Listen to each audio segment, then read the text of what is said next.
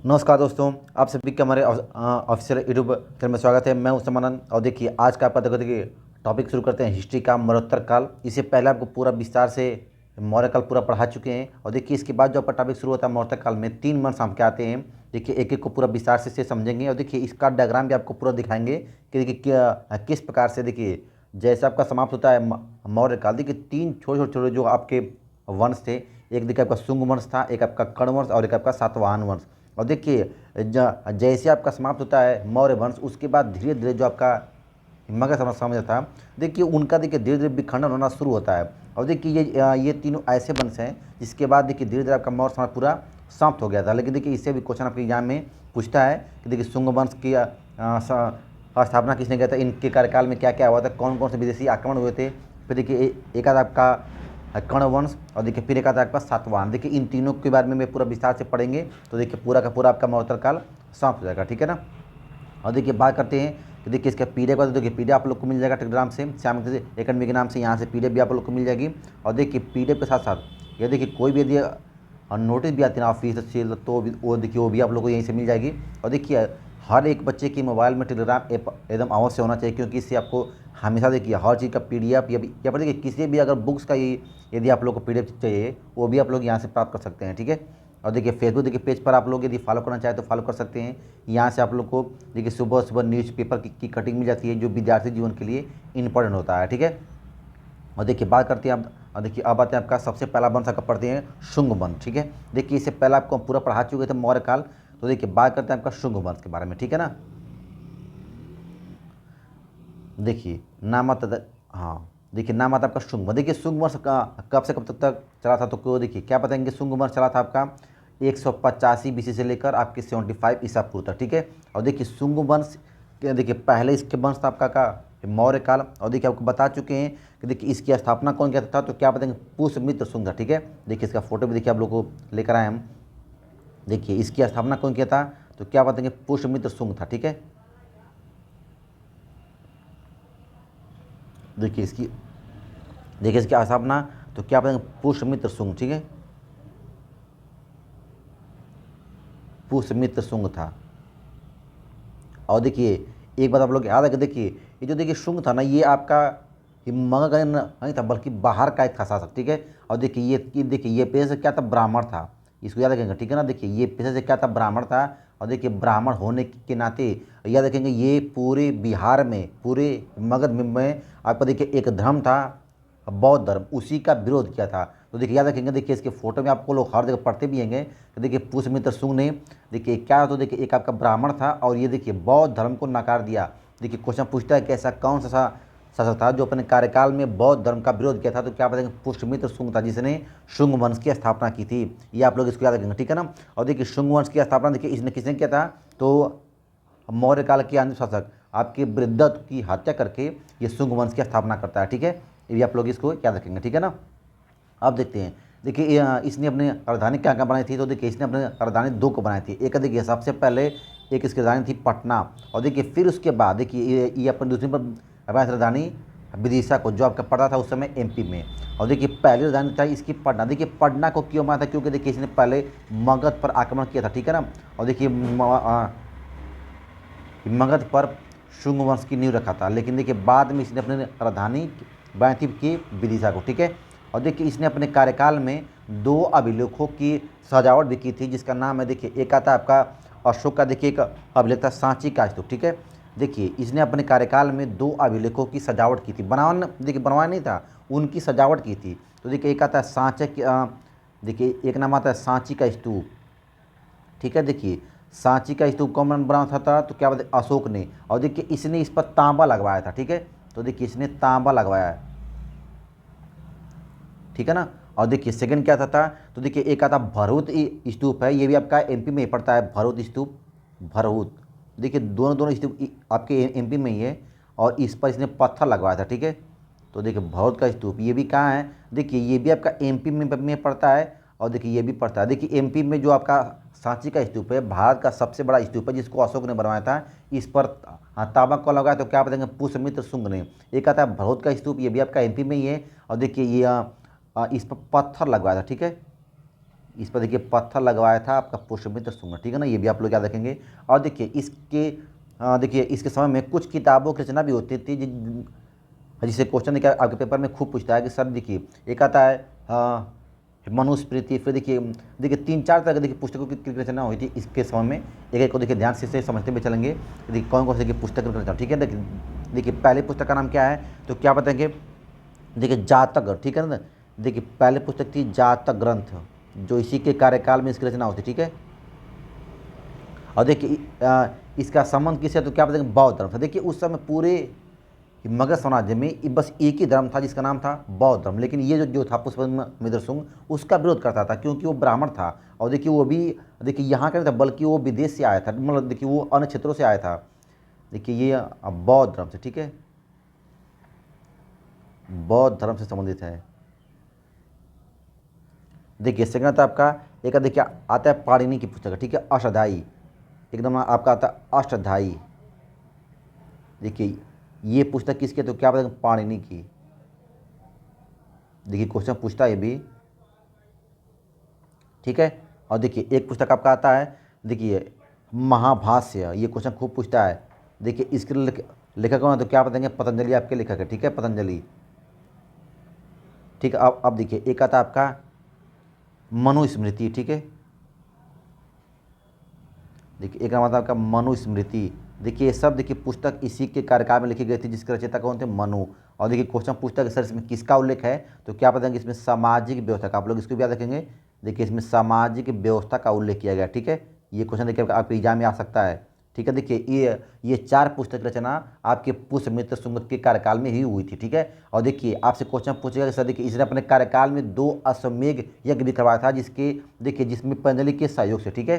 तो आप लोग ये भी याद रखेंगे, देखिए इसने अपने कार्यकाल में देखिए 2 अश्वमेध यज्ञ करवाया था, ठीक है ना। और देखिए ये करवाया था आपके पतंजलि के नेतृत्व में, ठीक है, पतंजलि के नेतृत्व में, जिसने हिमाभास की रचना की थी, ठीक है, ठीक है ना। अब देखिए आपसे क्वेश्चन पूछता है कि सर देखिए इसके कार्यकाल में 2 विदेशी आक्रमण हुए थे, आप लोग याद रखेंगे। देखिए इसी के कार्यकाल में विदेशी आक्रमण हुए थे, ठीक है। देखिए 2 विदेशी आक्रमण होते, देखिए कौन कौन सा था, तो देखिए एक का नाम था आपका, देखिए एक का नाम था आपका डेमेट्रियस, डेमेट्रियस। और देखिए सेकेंड था इसका देखिए एक था मिनांडर। और देखिए इसको इसमें देखिए मिनांडर से इसका आक्रमण होता है, मिनांडर। और देखिए इसी को हारा, ठीक है ना, इसने देखिए पुष्यमित्र शुंग ने मिनांडर को हरा दिया था, ठीक है, तो इसको हराया था। इसके देखिए कार्यकाल में 2 विदेशी आक्रमण होते, एक का नाम था डिमेट्रियस, एक का नाम था मिनांडर। और देखिए इसको हराया था इसका मित्र, इसका पुत्र था अग्निमित्र, उसने इसको हराया था, तो आप लोग इसको याद रखेंगे। देखिए अग्निमित्र इसका पुत्र था पुष्यमित्र शुंग का, जिसने देखिए इसको हराया था डिमेट्रियस को, और मिनांडर को हराया था पुष्यमित्र शुंग, ठीक है। ये आप लोग इसको याद रखेंगे, ठीक है ना। और देखिए ये भी देखिए ये जब आया था भारत में तो देखिए इसने भी बौद्ध धर्म की शिक्षा ली थी नागसो से। नाम पूछता है कि देखिए मिनांडर जो देखिए पुष्यमित्र के समय में भारत में आक्रमण किया था, इसको बौद्ध धर्म की शिक्षा कौन दिया था, तो देखिए नाम आता है नागसो का। देखिए ये भी बौद्ध धर्म, देखिए बौद्ध धर्म की शिक्षा प्राप्त किया था, देखिए किससे, तो नाम आता है नागसो, नाम है, इसको याद रखेंगे। देखिए इसी व्यक्ति से ये बौद्ध धर्म की शिक्षा प्राप्त किया था, ठीक है ना। और देखिए पूछता कि सर इसका उल्लेख किसमें, तो देखिए एक आपका किताब जिसका नाम है मिलिंद पन्हो, उसी किताब में इसका उल्लेख मिलता है, ठीक है। देखिए उस पुस्तक का नाम क्या है, देखिए नाम आता है मिलिंद पन्हो। देखिए इसी पुस्तक में इसका उल्लेख मिलता है, ठीक है, ठीक है। देखिए इसी देखिए पुस्तक में उल्लेख मिलता है कि जब भारत में आक्रमण किया था मिनांडर, तो देखिए पुष्यमित्र ने इसे हराया था, लेकिन देखिए इसने बौद्ध धर्म की शिक्षा ली थी। और देखिए जिसको जो दिया कौन था, तो क्या बताएं नागसो दिया था इसको बौद्ध धर्म की शिक्षा, ठीक है। अब देखिए इसका देखिए पुष्यमित्र का देखिए बेटा होता है अग्निमित्र। देखिए इसी का देखिए बेटा कौन होता है, तो ये देखिए उसका नाम था अग्निमित्र, ठीक है। और देखिए इसने हराया था डिमेट्रियस को, ठीक है, आप लोग इसको याद रखेंगे, ठीक है ना। देखिए इसने हराया था देखिए डिमेट्रियस को इसने हराया था, ठीक है, डिमेट्रियस को हराया, ठीक है। देखिए अब आपसे क्वेश्चन पूछता है कि सर ये बताइए कि देखिए इसके समय में भी देखिए देखिए इसके समय में भी कुछ अश्वमेध यज्ञ भी कराए गए थे। देखिए इसका देखिए साक्ष्य तो भी अब तक अभी मिलता नहीं है, लेकिन देखिए अपने पिता की तरह इसने भी अश्वमेध यज्ञ भी कराए थे। आप लोग याद रखेंगे, इसने भी अश्वमेध यज्ञ कराए थे, ठीक है। और देखिए एक देखिए नाम आता है कि देखिए इसी के समय में देखिए एक रचना हुई थी किसकी, कालिदास, ठीक है, कालिदास की। देखिए क्वेश्चन खूब पूछता है, देखिए कालिदास की रचना, देखिए नाम क्या है उसका कि मालविका मित्र, ठीक है, मालविका मित्र,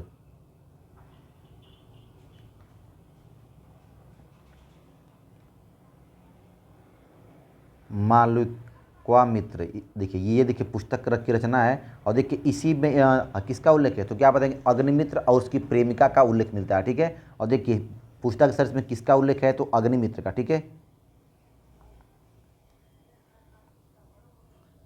देखिए अग्निमित्र और उसकी प्रेमिका का उल्लेख है। देखिए क्वेश्चन आपके एग्जाम में देखा ये पूछता है कि देखिए क्वेश्चन ये पूछता है ना कि जो ये पुस्तक है मालिका मित्र का कौन लिखा है, तो क्या बताएंगे, कालिदास। उसमें किसका उल्लेख है, तो अग्निमित्र और उसकी प्रेमिका का उल्लेख है, ठीक है। ये देखिए देखिए ये एग्जाम में क्वेश्चन खूब पूछता है, ठीक है ना। अब देखिए अगर आपसे पूछेगा कि सर ये बताइए कि पुष्प के मित्र को हराया कौन था व्यक्ति, तो देखिए नाम आप लोग याद रखेंगे, खारवेल, ठीक है। देखिए क्वेश्चन पूछता है कि सर देखिए पुष्प मित्र को हराया कौन था, तो देखिए पुष्पमित्र, देखिए इसको देखिए खारवेल, ठीक है, खारवेल ने इसको हराया था, ठीक है।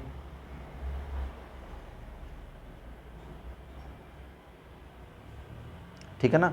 अब देखिए नाम आता है कि देखिए आपसे क्वेश्चन पूछता है कि सर ये बताइए कि देखिए इसके बाद देखिए ये वंश किस प्रकार से आगे बढ़ता है, तो देखिए दो तीन का देखिए नाम आता है, जिसे देखिए क्वेश्चन आपके एग्जाम में खूब पूछता है कि देखिए सर देखिए देखिए एक ही में देखिए शासक होता है शुंग वंश का बागपत। देखिए एक देखिए एक होता है शासक जिसका नाम होता है बागपत, बागभ्रथा, ठीक है ना, बागभ्रथा। और देखिए इसी के समय में देखिए देखिए इसी के समय में कौन आए थे, तो क्या बताएं, भारत में आए थे यमन दूत, ठीक है। देखिए इसी के समय में यवन के दूत आए थे, ठीक है, यवन के दूत आए थे, ठीक है। और देखिए देखिए जब यवन से देखिए नाम आया था, तो देखिए आए थे, उसका नाम क्या था, तो देखिए उसका नाम था हेलियोडोटस, ठीक है। देखिए उसका नाम था हेलियोडोटस। देखिए नाम देखिए थोड़ा इधर लिखते हैं तो का, देखिए नाम था उसका हेरोडोटस।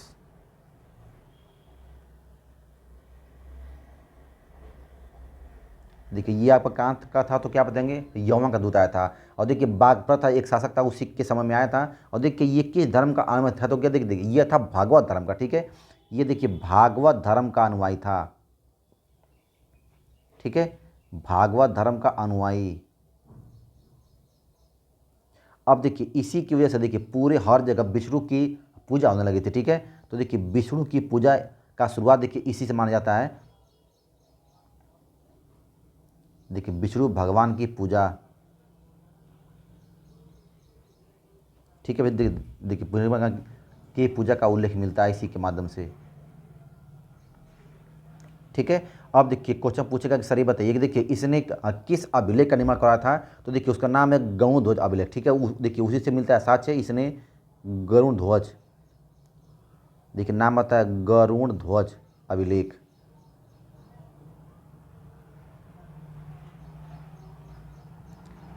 देखिए अभिलेख का निर्माण करवाया था।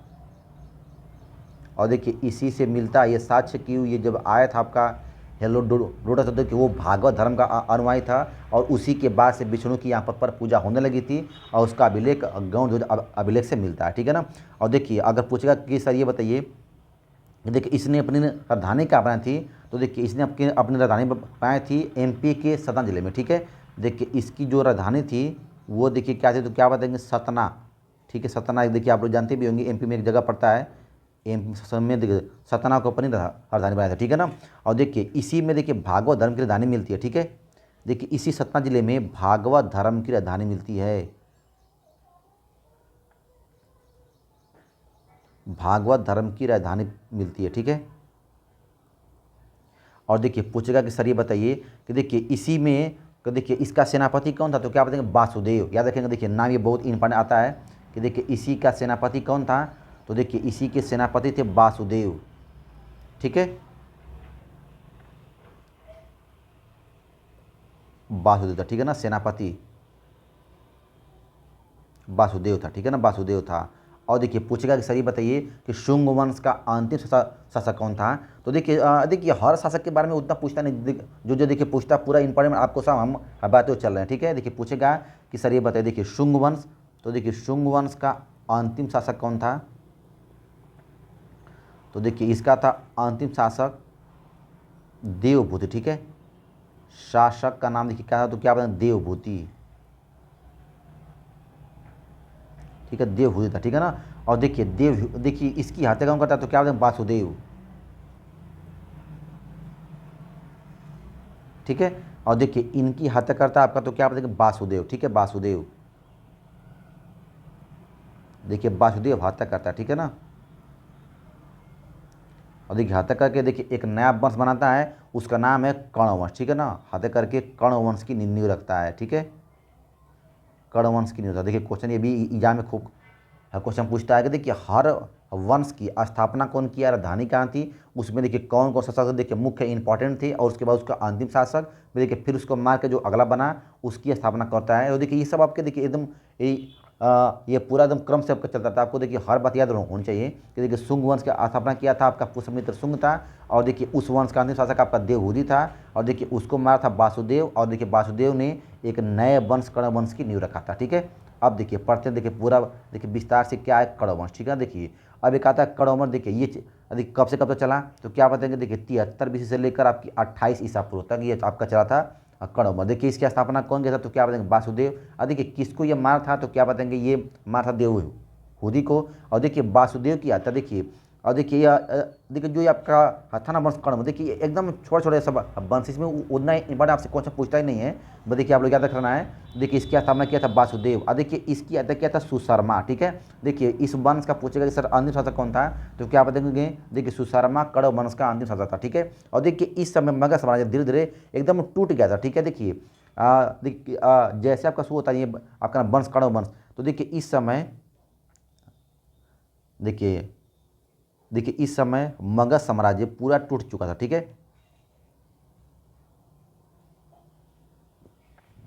मगध साम्राज्य देखिए टूट गया था, और देखिए धीरे धीरे देखिए छोटे छोटे वंशों में एकदम ये अलग देखिए पूरा इसका विखंडन हो गया था, ठीक है। देखिए टूट गया था, और देखिए इसमें देखिए इसका जो क्षेत्र था केवल पाटलिपुत्र तक ही सीमित हो गया था, ठीक है ना। देखिए इसका क्षेत्र सीमित हो गया था, ठीक है। देखिए इसका क्षेत्र पाटलिपुत्र तक सीमित हो गया था,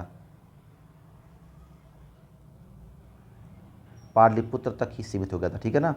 और देखिए पूछता है कि सर ये बताइए कि जो आपका ये वंश वंश देखिए वर्तमान में इसकी ये ऐसी कहाँ थी, तो देखिए नक्शा देखिए आप लोग समझ सकते हैं कि देखिए ये आपका क्या है, तो क्या बताएंगे कणवंश, ठीक है। देखिए ये आपका क्या है, ये आपका है कणवंश। देखिए वर्तमान का आपका देखिए पश्चिम बंगाल और बिहार के कुछ एरिया को मिलाकर क्या बोला गया था कणवंश। और देखिए कणवंश देखिए जैसे बड़ा छोटे छोटे आपके वंश बनने लगे थे, और देखिए मरणोत्तर काल का ही मतलब होता है ना कि देखिए जो आपका देखिए जो आपका पूरा पूरा चल रहा था आपका कि मगध साम्राज्य धीरे धीरे देखिए वो अलग अलग छोटे छोटे वंशों में टूटना शुरू होता है, और देखिए इसी से इसका पतन भी शुरू होता है, ठीक है। तो देखिए कर्ण वंश के समय इसका क्षेत्र एकदम केवल सीमित हो गया था केवल पाटलिपुत्र तक ही, ठीक है। अब देखिए बात करते हैं आपका, देखिए आप एक आता है आपका सातवाहन वंश। देखिए इसे क्वेश्चन आपके एग्जाम में खूब पूछता है कि देखिए सातवाहन वंश कब से कब तक चला था, देखिए इसमें क्या क्या हुआ, देखिए ये क्वेश्चन आपसे खूब पूछता है, ठीक है। देखिए क्या बताएंगे, देखिए इस वंश की स्थापना कौन किया था, तो देखिए सीमुक था, ठीक है। देखिए सीमुक ने किस किया था कहती, तो देखिए सुशर्मा की, जो देखिए आपका कौरव वंश का आदि शासक था सुशर्मा, उसकी हत्या किया था सीमुक। देखिए आप लोग याद रखेंगे, देखिए ये सुशर्मा की हत्या किया था, ठीक है,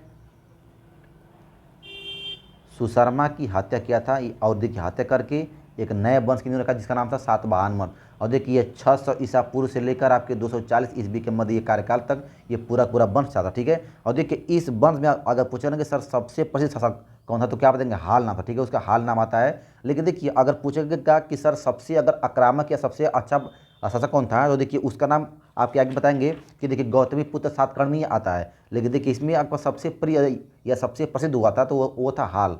ठीक है, देखिए पूछेगा कि सर ये देखिए सातवाहन वंश कहाँ तक फैलते थे, तो क्या देखिए इनका क्षेत्र था आपका महाराष्ट्र और एक आंध्र प्रदेश, इन दोनों को मिला कर पूरा फैले थे आपका सातवाहन। देखिए इसके दानी कहाँ थे, तो क्या देखिए प्रतिष्ठान को ये अपने क्या बनाए थे, तो राजधानी बनाया था। ठीक है, देखिए ये सब जो इंपॉर्टेंट है वो सब देखिए हम हाथ से लेकर आए और देखिए बाकी आप लोग एकदम कहानी के माध्यम से पूरा समझा देंगे। ठीक है, देखिए क्या पूछा है कि इनका देखिए क्षेत्र महाराष्ट्र और आपका आंध्र प्रदेश था, और देखिए इनकी राजधानी कहाँ से, तो क्या आप बताएंगे आपका प्रतिष्ठान को ये बनाते हैं राजधानी। ठीक है, और देखिए इनका विस्तार महाराष्ट्र और अधिकांश आपका आंध्र प्रदेश का एरिया था, इसीलिए इनका नाम क्या था, देखिए आंध्र सातवाहन भी कहते हैं। आप लोग याद रखेंगे, देखिए इसका उपनाम क्या है, तो आंध्र सातवाहन भी कहा जाता है। ठीक है ना, ये क्वेश्चन आपके एग्जाम में देखिए पूछ सकता है। अब देखिए आगे देखिए आते हैं कि देखिए इस आपका वंश का सातवाहन वंश का सबसे प्रतापी शासक कौन था, तो देखिए गौतमी पुत्र सातकर्णी था। ठीक है ना, आप लोगों ने नाम हाँ याद रखेंगे, देखिए गौतमी पुत्र सातकर्णी सबसे आपका इस वंश का सबसे प्रिय या फिर सबसे प्रतापी शासक माना जाता है। ठीक है, देखिए आगे आते आपका, अब देखिए पूछा ना कि सर देखिए नक्शा बताइए सकी, देखिए इस नक्शे में आपको देखिए दिखाई दे रहा है, देखिए ये पूरा आपका देखिए महाराष्ट्र का एरिया था और देखिए ये आंध्रा का, ये देखिए इसी पूरे को मिलाकर देखिए आपका सातवाहन बचे थे। ठीक है, सातवाहन।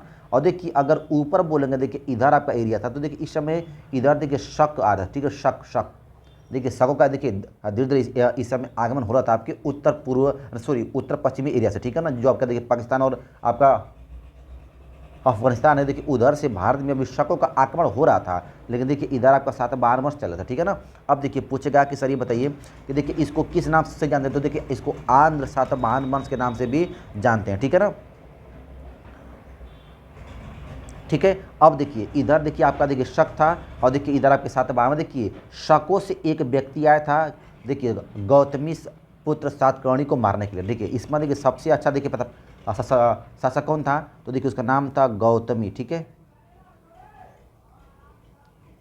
गौतमी पुत्र सातकर्णी। ठीक है ना, सबसे प्रतापी शासक था। ठीक है ना, और देखिए इसी को मैं देखिए शक से देखिए एक राजा आया था, देखिए एक शासक आया था इसको मारने के लिए। ठीक है, देखिए उसका नाम था नापाकी। ठीक है, उसका नाम क्या था, नापान। ठीक है, और देखिए वो आया था इसको मारने के लिए आया था, गौतमी सातकर्णी को मार, लेकिन देखिए वो हार गया। ठीक है ना, देखिए गौतमी सातकर्णी ने नापान को हरा देता है, और देखिए हराने के बाद और देखिए उसको देखिए क्या क्या देखिए उसको पूरा देखिए हरा कर उसको मार देता है। और देखिए इसका सच पूछेगा ना कि सर कहाँ से मिलता है, तो देखिए महाराष्ट्र में कुछ सिक्के चलते थे, नापान सिक्के, तो देखिए महाराष्ट्र में नापान सिक्के चलते थे। देखिए नापान सिक्के, देखिए थोड़ा सा नाम सही है, नापान सिक्के, देखिए इन्हीं सिक्कों से ये मिलता है सच कि गौतमी सातकर्णी को शकों का एक था राजा नापान इसको मारने के लिए आया था, जिसको ये हरा देता है और उसको जान लेता है या फिर उसको मार देता है। इसी का उल्लेख मिलता है महाराष्ट्र में नापान सिक्के से। ठीक है, ये भी आप लोग देखिए याद रखेंगे कि ये कि देखिए क्वेश्चन खूब पूछता है। और देखिए गौतमी सातकर्णी और नापान के सिक्के मिलते थे कहाँ पर, तो क्या बताएंगे, जंगल धामी। देखिए हम महाराष्ट्र में कहाँ पर, तो देखिए जंगल धामी, देखिए एक जगह है जहाँ से नापान सिक्के मिले हैं, और वही देखिए ये जानकारी मिलती है कि गौतमी सातकर्णी को मारने के लिए शकों से एक राजा आया था जिसका नाम था नापान। ये भी आप लोग याद रखेंगे। ठीक है, ठीक है ना, और देखिए फिर पूछता है कि देखिए गौतमी सातकर्णी के बाद सर इसका कौन सा देखिए अगला बहुत था शासक, तो देखिए नाम आप लोग याद रखेंगे,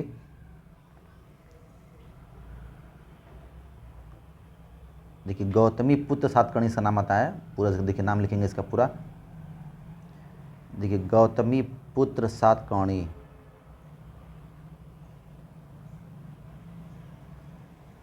देखिए इसके बाद देखिए शासक में देखिए आता है, वो देखिए उसका देखिए इसमें छोटे छोटे कई सारे शासक हुए हैं, लेकिन देखिए सबके बारे में हमको नहीं पढ़ना है, जो जो देखिए मुख्य इंपॉर्टेंट होते हैं उन्हीं के बारे में पढ़ना। देखिए देखिए इसके बाद हुआ था आपका, देखिए एक हुआ था शासक देखिए जिसका नाम था आपका देखिए वशिष्ठ पुत्र कुल्लू मानी। ठीक है, इसका नाम था वशिष्ठ, देखिए वशिष्ठ पुत्र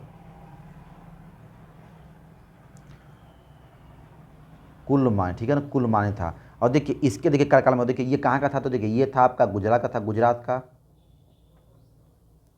ठीक है, और देखिए पूछेगा कि सर ये बताइए, देखिए ये शख्स था, देखिए इसने देखिए जब गुजरात का था, तो देखिए वो आप लोग को पहले पढ़ा चुके हैं कि वहाँ का शख्स था एक आपका रुद्रदामन, उसका देखिए उसका जूनागढ़ अभिलेख भी मिलता है। तो देखिए इसका ही, देखिए इसने युद्ध लड़ा था रुद्रदामन से, ठीक है। तो देखिए इसने रुद्रदामन से लड़ा था युद्ध, ठीक है, रुद्रदामन से युद्ध लड़ा था, ठीक है। और देखिए क्वेश्चन पूछेगा कि सर ये बताइए कि देखिए वो और इस युद्ध में वो हार गया था और इन दोनों का विवाह हो गया था, ठीक है। देखिए हाँ सॉरी, इन दोनों में देखिए अविवाहित संबंध हो गया था। देखिए रुद्रदामन से युद्ध लड़ा और हार गया, और हार गया। देखिए और इन दोनों में, देखिए इन दोनों में देखिए विवाहित संबंध, मतलब देखिए इसकी पुत्री से उसका विवाह हो गया होगा। तो देखिए इन दोनों में विवाहित संबंध हो गया था, ठीक है, विवाहित संबंध हो गया था। और देखिए पूछेगा कि सर इसका अभिलेख, देखिए इसका उल्लेख कहाँ से मिलता है। तो देखिए क्या बताएंगे, देखिए जूनागढ़ अभिलेख, देखिए क्वेश्चन पूछता है जूनागढ़ अभिलेख से, ठीक है। इसका साक्ष्य मिलता है जूनागढ़ अभिलेख से, जूनागढ़ अभिलेख। और देखिए जूनागढ़ अभिलेख किस भाषा में लिखा गया था, तो क्या बताएंगे, ये संस्कृत में। आप लोग इसको याद रखेंगे। देखिए देखिए जूनागढ़ जो आपका अभिलेख है ये संस्कृत में लिखे गए थे, ठीक है। क्वेश्चन पूछता है तो क्या बताएंगे, ये संस्कृत में लिखा गया था। देखिए रुद्रदामन की कोई हाँ पुत्री रही होगी, जिससे देखिए जिससे आपका विवाह हो गया था, किसका, वशिष्ठ पुत्र कुल्लू मानी का, ठीक है ना। और देखिए ऐसा कोई साक्ष्य नहीं मिलता है कि किसकी पुत्र थी और अग्नि से विवाह होता, लेकिन ऐसा कहा जाता है कि देखिए जैसे रुद्रदामन का इससे युद्ध हुआ था, दोनों में विवाहित संबंध स्थापित हो गया था, ठीक है। और देखिए इसका साक्ष्य मिलता है आपके जूनागढ़ अभिलेख से, जो संस्कृत भाषा में लिखी गई थी, ठीक है ना। क्वेश्चन भी आपके एग्जाम में कोई, ठीक है। अब देखिए पूछता है कि ये बताइए सर कि देखिए सातवाहन वंश का अंतिम शासक कौन था, ठीक है। तो देखिए पूछेगा कि इसका देखिए अंतिम शासक, ठीक है। तो देखिए उसका नाम आता है यज्ञश्री सातकर्णी, ठीक है। उसका नाम आता है यज्ञश्री सातकर्णी, उसका नाम आता है, ठीक है ना। आप लोग इसको याद रखेंगे। और देखिए पूछेगा कि सर देखिए इसने क्या क्या किया था। तो देखिए इसने ब्राह्मणों को दिया था भूमिदान, ठीक है। देखिए इसने ब्राह्मणों को भूमिदान दिया था, ठीक है, भूमिदान, ठीक है। और देखिए पूछेगा कि देखिए इसने, और देखिए हाँ, और देखिए इसके नाम आता है कि सर ये बताइए कि ब्राह्मणों को भूमिदान की प्रथा क्या शुरुआत किया था, ठीक है ना। ये देखिए ये आरंभ किया था, भूमिदान की शुरुआत किया था, ठीक है ना, शुरुआत। और देखिए अभी आपको आगे देखिए पढ़ाएंगे आपका गुप्त वंश। तो देखिए गुप्त वंश में भूमिदान एकदम चरम पर गया था, लेकिन उसका आरंभ किया गया था तो क्या बताएंगे, सातवाहनों के द्वारा किया गया था, ठीक है ना। अब देखिए क्वेश्चन पूछता है कि सर देखिए अगर बोलेगा कि देखिए इनके समय में कुछ जो उपजाऊ क्षेत्र थी वो कौन कौन सी थी। तो देखिए उपजाऊ जो क्षेत्र थी, देखिए उसका नाम क्या था। तो देखिए क्वेश्चन पूछता है क्या बताएंगे आपका, देखिए गोदावरी और कृष्णा के पास, ठीक है, गोदावरी और कृष्णा नदी के पास, गोदावरी प्लस कृष्णा, क्योंकि देखिए इनका क्षेत्र आपका आंध्रा तक फैला हुआ था। तो देखिए गोदावरी और कृष्णा का क्षेत्र था, ठीक है ना, जो सबसे अधिक उपजाऊ था, जहाँ पर खेती सबसे अधिक होती थी, ठीक है। अब देखिए इनके द्वारा देखिए कुछ सिक्के चलाए गए थे, जो आपसे क्वेश्चन पूछता है कि देखिए इनके सिक्के कौन कौन से थे, ठीक है। तो देखिए सातवाहनों के द्वारा चलाए गए थे सिक्के। देखिए क्वेश्चन पूछता है कि सर इनके द्वारा कौन कौन से सिक्के चले थे।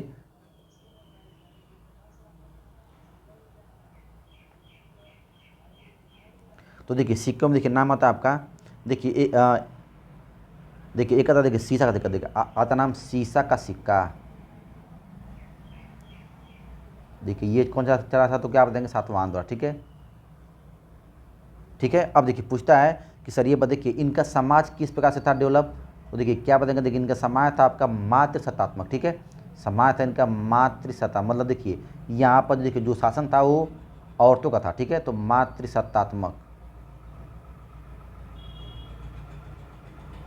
ठीक है। अब देखिए पूछेगा कि देखिए जो ये माध्य शर्मा था, देखिए जो आपका प्रथा थी सिंधु सभ्यता में ना एकदम सेम वैसे से चली थी आपके साथ वाहनों वंश में, ठीक है ना। और देखिए इसके बाद जो आपका शुरू होता है वो देखिए शुरू होता है आपका इंडो ग्रीक, या फिर इसके बाद देखिए हमको क्या पढ़ना था, तो पढ़ना हमको शक पढ़ना है, ठीक है। ठीक है। देखिए इसके बाद देखिए हम लोग को पढ़ना है वो देखिए पढ़ना है हिंद यूनानी और शक, हिंद यूनानी, ठीक है ना। तो देखिए इसके बाद देखिए पूरा विस्तार से इसको पढ़ेंगे और देखिए इसके बाद जो आपका टॉपिक शुरू होता है, देखिए इसके बाद देखिए आगे आपका शक पढ़ना है, फिर देखिए पल्लव वंश पढ़ना है, फिर देखिए पढ़ना है कुषाण, ठीक है। देखिए हिंद यूनानी आक्रमण में हमको देखिए पहले शक पढ़ना है, फिर देखिए पल्लव वंश पढ़ना है, ठीक है। देखिए फिर पढ़ना आपका कुषाण वंश, ठीक है। देखिए इसको पूरा विस्तार से एक एक वंश को पूरा पढ़ते चलेंगे और देखिए प्रयास करते हैं देखिए हम खुद हाथ से आपको लिख कर लिखाए मेटर और देखिए हाथ से लिख के बताएंगे भी, ताकि देखिए अगर आप लोग पढ़ते हो यदि अपना खुद का नोट बनाएंगे तो आप लोग एकदम आसानी से देखिए साथ साथ पूरा लिख के बना सकते हैं। अगर देखिए एक तरीका और भी है कि पूरा उसका PDF पूरा प्रिंट करा के आपको पढ़ाया जाए, लेकिन देखिए उससे कोई देखिए बच्चों को हर बातें समझ नहीं आती कि और उसको आप लोग अगर चाहेंगे नोट अपना खुद का देखिए पढ़ के नोट्स बनाना तो उसमें दिक्कत होती है। लेकिन देखिए इस तरह हाथ से लिखने में ना थोड़ा ये रहता है कि आप लोग भी साथ साथ अपना पढ़ सकते हैं, ठीक है। तो देखिए पूरा आपका ये देखिए मौर्य का पूरा आपका समाप्त होता है और देखिए इसमें आपका शुंग वंश, कौरव वंश और एक साथ वामन, देखिए इसी तीनों वंश से क्वेश्चन खूब पूछता है। और देखिए इनका समाज भी देखिए एकदम सिंधु सभ्यता की तरह था जिसमें आपके मातृ सद्वंश थी और देखिए इन्होंने सबसे पहले शीशा का सिक्का चलाया था, ठीक है। और देखिए इसके बाद देखिए जो आपका नेक्स्ट जो होगी उसमें में पूरा विस्तार से पढ़ेंगे हम लोग हिंदी यूनानी में। और देखिए इसमें आपका शक पढ़ेंगे, फिर पल्लव, फिर कुषाण, ठीक है ना। तो देखिए आगे देखिए सीरीज को मैं शांत करते हो, देखिए वीडियो को देखिए ध्यान से पूरा पढ़ते हुए चलेंगे और देखिए पूरा आपका हिस्ट्री का पूरा प्लेलिस्ट है। जब देखिए जब तक हिस्ट्री समाप्त नहीं होगा तब तक कोई नया टॉपिक आपका शुरू नहीं होगा। और देखिए ये देखिए पूरा विस्तार से पढ़ाते हुए लेक्चर चल रहे हैं और देखिए कोई भी अगर एग्जाम देना आपको तो देखिए इससे बाहर क्वेश्चन आपकी पूछ नहीं सकता है, क्योंकि देखिए कई सारे बुकों का एकदम समग्र है NCERT और देखिए साथ में कुछ अच्छे अच्छे बुक हैं देखिए जिससे पूरा आपका मटेरियल निकाल के आपको पढ़ाते हैं, ठीक है ना। और देखिए वीडियो को लाइक शेयर आप लोग करते रहेंगे और देखिए चैनल को सब्सक्राइब जरूर कर लेंगे, ठीक है। हाँ थैंक्स सभी लोग को, थैंक्स।